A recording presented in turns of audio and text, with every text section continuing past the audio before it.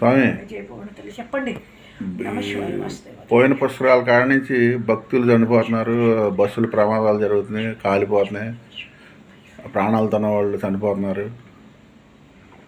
నమశివాయ నేను మొన్న మీకు చెప్పాను కదా, ప్రతి ఒక్క రోజు అంతటా కూడా సోమవారం ఇప్పుడు మొన్న ఈ కార్తీక మాసంలో జరిగితే చాలా బాగున్నాం.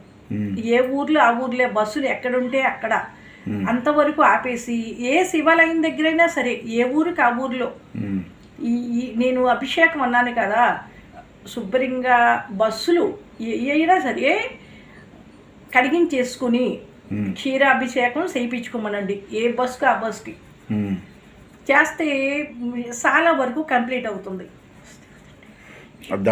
అసలు దేని వల్ల జరుగుతుంది అట్లా? ఇది ఇప్పుడు ఇది ఎక్కడికెక్కడ చేస్తే చాలా వరకు ఆగుతుంది.